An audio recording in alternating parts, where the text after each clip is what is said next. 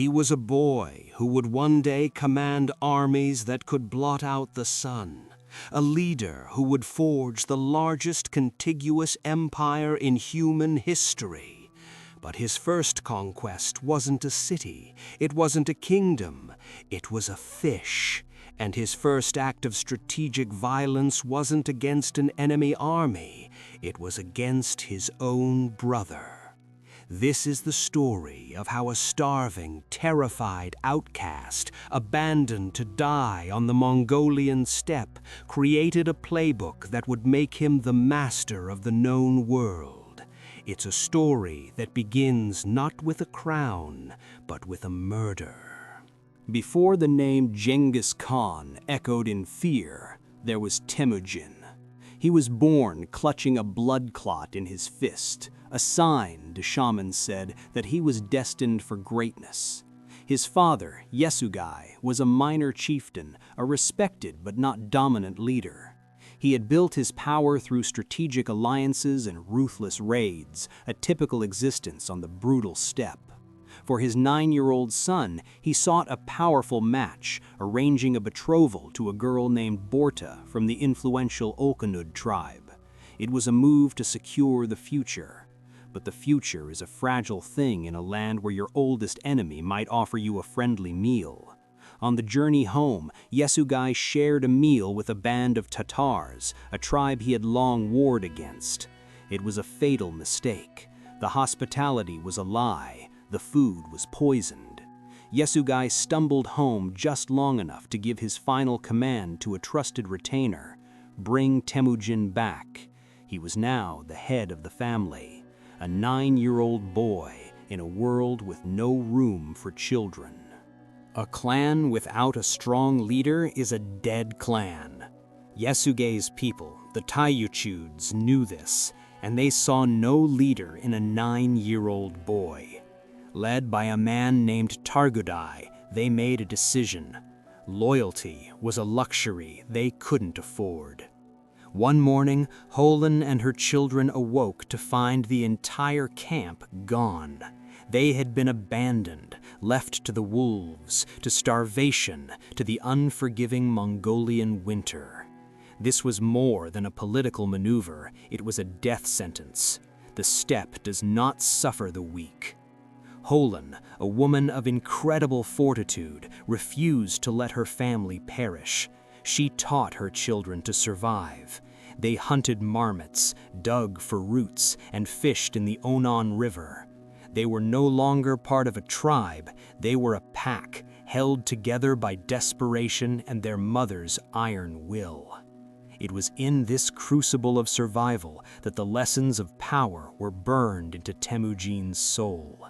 Trust was a myth, mercy was weakness, and survival was a war you fought every single day.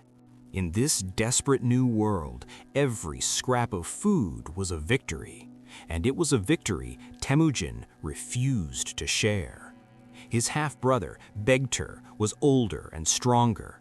According to tradition, upon their father's death, Begtur had a claim to marry his mother, Hoylen, and become the head of the family. He began to assert this dominance, taking food from the younger children, claiming the largest share. This wasn't just bullying, it was a power play. One day, after a successful catch, Begtur snatched a fish from Temujin. It was the final humiliation. Temujin saw not a brother, but a rival, a threat to his own future leadership. He consulted his younger brother Kasar, a renowned archer. Together, they stalked Begtur as if he were prey. They cornered him and from opposite directions drew their bows. Their mother, seeing what was about to happen, ran screaming towards them, but it was too late. 2 arrows found their mark. Temujin had committed the ultimate sin of Mongol society, kinslaying. But he had also enforced his first law: no one would take what was his. The playbook was beginning to be written in his own brother's blood. And if you think that's brutal, remember to subscribe, because the scale of this ambition is only just beginning to unfold. News of the murder reached the Taychiud. Targadai, the man who had abandoned them, now saw the boy not as a nuisance, but as a future threat. A boy who could kill his own brother could one day come for revenge. He led a raiding party and captured Temujin. To humiliate him, they locked him in a kang, a heavy wooden collar that served as portable stocks. He was a prisoner, a slave, dependent on others for food and water. He was paraded through the camps, a spectacle of defeated ambition. But where others would see only despair, Temujin saw opportunity. He watched, he listened, he learned the layout of the camp, the routines of the guards, the faces of those who showed him pity and those who showed him contempt. One evening, during a festival, when the guards were drunk and distracted, he saw his chance. He swung the heavy wooden kang like a weapon, knocking his guard unconscious, and fled into the night. Hiding in the river with only his nose above the water, Temujin watched the Taichiud search parties scour the banks. He was trapped. But his captors had made a crucial mistake. They had underestimated the resentment some of their own people felt. One of the searchers, a man named Suldas Shire, had seen the boy's defiant eyes. He saw not a criminal, but the son of his former leader, unjustly persecuted. He purposefully led the search party away from Temujin's hiding spot. That night, Temujin sought out the man's yurt. It was an incredible risk, but his instincts were sharp. The man and his sons hid Temujin in a cart of wool, a suffocating, terrifying ordeal, as Targudai's men searched the camp one last time. When the coast was clear, they broke the kang, fed him, gave him a horse and a bow, and sent him on his way. Temujin never forgot this kindness. It taught him another vital lesson. Loyalty could be found in the most unexpected places, and it was a debt he would one day repay 1,000 times over. Free, hardened, and now a young man, Temujin knew his next move. He had no army, no wealth, no land, but he had one thing of value: a promise. Years ago, his father had arranged his marriage to Borte. He rode to her family's camp, a beggar in all but name, to claim his bride. Borte's father, dissecting, could have easily refused. Temujin was a nobody, an outcast from a broken family. But dissecting honored the old promise. He gave his daughter to Temujin, and with her a dowry of immense value on the steppe, a single magnificent coat of black sable fur. It was the most valuable thing Temujin had ever owned. He looked at the coat and didn't see a garment to keep him warm. He saw an investment. He saw a key to unlocking his first and most important alliance. Temujin took the black sable coat and traveled to the mountain stronghold of the most powerful man he knew, Togrul Khan, leader of the Karait tribe. Togrul had been his father's Anda, his sworn blood brother. By presenting the coat, Temujin was doing something very clever. He wasn't just giving a gift, he was reminding Togrul of his old obligations. He was effectively saying, "You were my father's ally. Now I am here. I claim that alliance." Togrul, impressed by the boy's audacity and respecting the old traditions, accepted. He pledged his protection. "The people of thy father which were scattered, I will gather together for thee," he declared. With that single transaction, Temujin went from being a nameless refugee to a man with a powerful patron. He now had the backing of the Karait tribe. He was no longer just surviving, he was building. The steppe gives and the steppe takes away. Just as Temujin's fortunes seemed to be turning, disaster struck. His mother, Hoylan, had been kidnapped from the Merkit tribe years ago by his father, Yesugai. The Merkits had long memories. They saw Temujin's new alliance as a rising threat and decided to settle an old score. In a swift, brutal night raid, they descended upon his camp. Outnumbered and overwhelmed, Temujin could only escape with his life, but Borte was not so lucky. The raiders seized her, a prize of vengeance, and vanished into the darkness. It was the ultimate catastrophe. His wife was gone, his honor was shattered. He was once again powerless. But this time, something was different. This time, he had allies, and he would unleash hell itself to get her back. Humiliated, Temujin went straight to Togrul. He invoked the promise of protection. Togrul, honor-bound, agreed to raise an army of 20,000 Karaite warriors. But Temujin needed more. He sought out his childhood friend, Jamuka. They had grown up together, playing on the frozen rivers, and had sworn the sacred oath of Anda, blood brotherhood, as children. Jamuka was now a powerful chief in his own right, a charismatic and popular leader. When Temujin told him of Borta's capture, Jamuka didn't hesitate. "The Merkit have outraged us," he roared, and pledged his own 20,000 men. For the first time, Temujin was at the head of a real military force. 40,000 warriors united under one cause, the rescue of his wife. It was to be his first campaign, his first taste of command. The attack on the Merkits was not a battle, it was an extermination. Temujin, guided by his own experience as a fugitive, led the army on a difficult, unexpected route, ensuring total surprise. They fell upon the Merkit camps in the dead of night. The slaughter was immense. "We will empty their breasts of their souls, and we will tear out their hearts," Jamuka had declared. They showed no mercy, killing the men, enslaving the women, and seizing all their possessions. Amidst the carnage, Temujin searched desperately for Borte. He found her. She was alive and pregnant with a child whose paternity would forever be questioned, but she was his. He had won. He had avenged his honor and reclaimed his wife. The victory was absolute, and his reputation soared.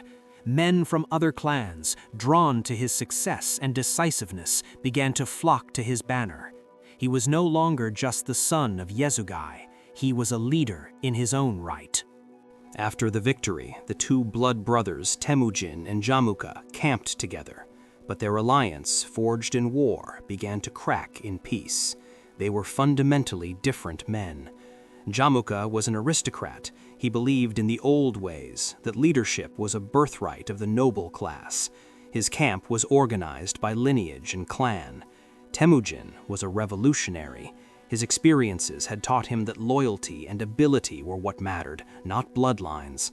He promoted men based on merit, not birth. He shared his spoils with his followers, earning their fierce devotion.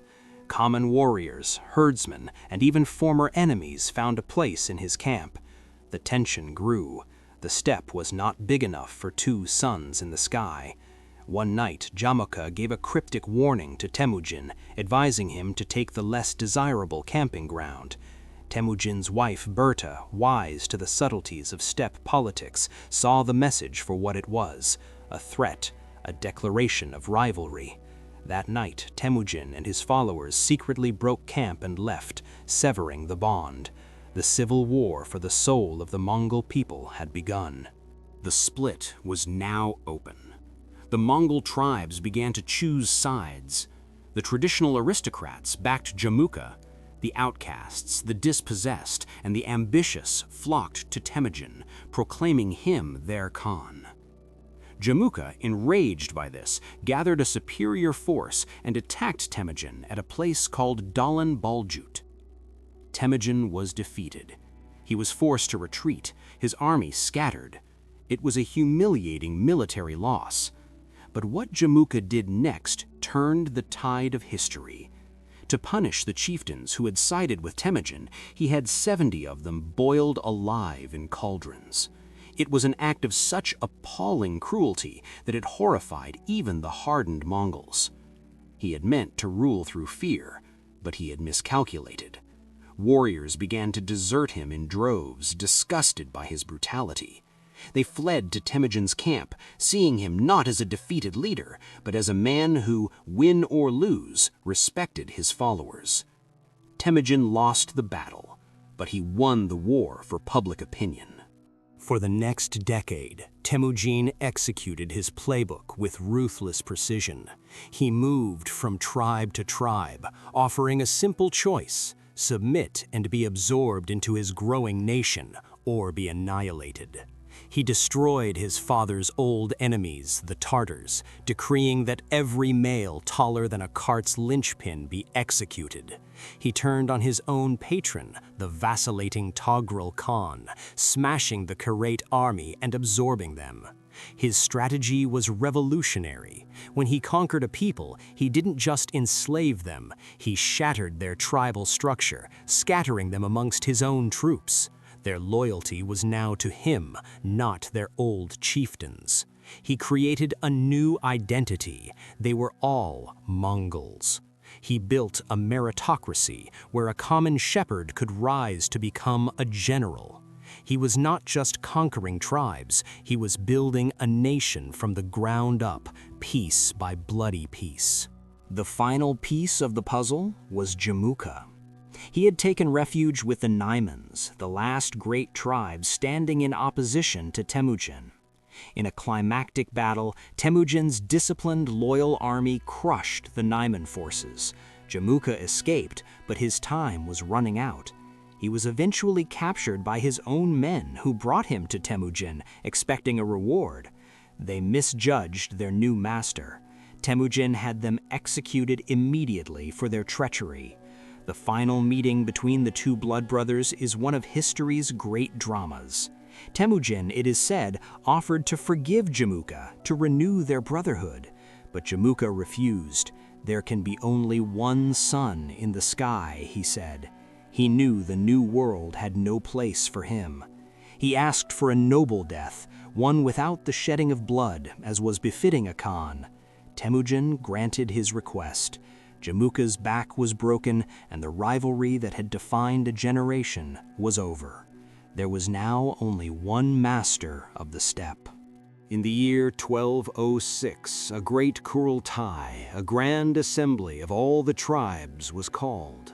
On the banks of the Onon River, where his journey of survival had begun, Temujin stood before the nation he had forged. They bestowed upon him a new title. He was no longer Temujin. He was the Genghis Khan, the Genghis Khan, the universal ruler. The boy who murdered his brother over a fish now commanded the most lethal fighting force on the planet. For any other leader, this would have been the pinnacle of their ambition. For Genghis Khan, it was just the beginning. He had united the steppe. Now he turned his eyes to the world beyond. What Genghis Khan had built was not just an army, it was a revolution in warfare. It was built on a foundation of discipline, mobility, and brutal efficiency. He organized his soldiers on a decimal system: 10 men to an arban, 10 arbans to a zun, 10 zuns to a myeongan, and 10 myeongans to a tumen of 10,000 warriors. This structure allowed for rapid, precise communication and command. Their weapon was the composite bow, a marvel of engineering that could outrange any bow in Europe or China. A Mongol warrior could shoot with deadly accuracy from horseback, galloping at full speed. Their tactics were terrifyingly effective. They would feign retreat, luring larger, heavier armies into a trap, then turn and encircle them, raining down arrows from all sides. They perfected siege warfare, using captured engineers to build catapults and siege towers. And above all, they had discipline, enforced by the law of the Yasa. If one man in an arban retreated without orders, all 10 were executed. It was a machine designed for one purpose: conquest. The first test for this new war machine was the kingdom of Shisha, a Tangut empire in what is now northwestern China. It was a world of fortified cities and infantry armies, completely alien to the Mongols. They rode up to the Great Wall, a symbol of Chinese power, and simply went around it. The wall was designed to stop nomadic raiders, not a disciplined nation-state army. The real challenge was the cities. The Mongols had no experience in siege warfare, so they learned. They captured engineers, interrogated prisoners, and adapted with terrifying speed. They diverted rivers to flood cities. They used human shields. They built massive siege engines on site. They were relentless. The Shisha kingdom was battered into submission, forced to pay tribute and accept Mongol overlordship. The playbook had been tested against a sedentary empire, and it had worked. Next, Genghis Khan turned his attention to a much larger prize, the Jurchen Jin dynasty of northern China. This was a true superpower with a massive population and a huge army. The odds were stacked against the Mongols, but the Jin made a fatal error. They underestimated the Khan. They saw him as just another barbarian raider. The war was long and brutal. The Mongols were masters of the open field, but the Jin had hundreds of fortified cities. Genghis Khan adapted. He used his mobile cavalry to isolate the cities, cutting off supplies and reinforcements before laying siege to them one by one. The campaign culminated in the siege of the capital, Zhengdu, modern-day Beijing. After a year of starvation and bombardment, the city fell. The Mongols sacked it with a ferocity that shocked the world. The conquest of northern China was underway, and the wealth and technology of the Jin now belonged to the Khan. With the Jin War still raging, Genghis Khan looked west. He saw the Khwarezmian Empire, a vast and wealthy sultanate that controlled the Silk Road. He had no initial desire for war. He wanted trade. He sent a caravan of 450 merchants to the Khwarezmian frontier city of Otrar. But the local governor, a man named Inalchuk, was greedy and suspicious. He accused the merchants of being spies, seized their goods, and executed them. Genghis Khan, furious but controlled, tried diplomacy. He sent 3 envoys to the court of the Shah, Muhammad II, demanding the governor be handed over for punishment. The Shah, in an act of almost unbelievable arrogance, made the single greatest mistake of his life. He had one of the envoys killed, and the other 2 had their beards shaved off as a sign of humiliation and were sent back to the Khan. When the humiliated envoy reached Genghis Khan, the ruler of the Mongols climbed a mountain, prayed for 3 days, and came down with a verdict. The Shah had chosen war, and Genghis Khan would bring him a war unlike anything the world had ever seen. The Shah of Kharazm believed his empire was invincible. He had a larger army and fortified cities. He expected the Mongols to attack his frontier fortresses. He was wrong. Genghis Khan unleashed a multi-pronged invasion of breathtaking complexity. He sent his best generals, Jebe and Subutai, on a diversionary attack. He sent his sons to besiege the city of Otrar, and he himself took the main force and did the impossible. He marched them across the 300 miles of the Kizil-Kum Desert, a waterless wasteland considered impassable, to emerge deep behind the Khwarezmian lines. The Shah's entire defensive strategy collapsed overnight. The Mongols fell upon the great cities of the Silk Road. Bukhara was first. Its defenders were slaughtered, the city torched. Then came the jewel of the empire, Samarkand. It too fell. The governor who had started it all, Inalchuk, was captured. Genghis Khan ordered molten silver to be poured into his eyes and ears, a grim punishment for his greed. The Khan was not just conquering, he was delivering a terrible, divine-seeming punishment. What followed was not war, it was a demographic catastrophe. The Mongols systematically erased entire cities from existence: Nishapur, Herat, Merv. The populations were massacred, often with chillingly bureaucratic precision. Scribes would count the dead, sometimes numbering over 1 million in a single city. They built pyramids from the skulls of the dead as a monument to their terror. This wasn't mindless violence, it was calculated psychological warfare. The goal was to terrify other cities into immediate surrender. Meanwhile, the Shah, the architect of his own doom, was hunted relentlessly by 20,000 Mongol cavalry led by Subutai and Jebe. They chased him across his own empire, a king without a kingdom, until he died of disease and despair on a small island in the Caspian Sea. In less than 2 years, the most powerful empire in the Islamic world had been wiped from the face of the earth. Genghis Khan was now in his 60s. He had conquered everything from the Pacific Ocean to the Caspian Sea. But his work was not done. The Shisha kingdom, his first conquest, had refused to provide troops for the Khwarezmian invasion, a betrayal he could not forgive. In 1226, he mounted his horse for his final campaign. He would personally lead the army to erase the Shisha from history. But the years of hard living and countless battles had taken their toll. During a hunt, he was thrown from his horse, suffering severe internal injuries. A fever set in, but he refused to rest. From his sickbed, he continued to direct the siege of their capital, his mind as sharp and ruthless as ever.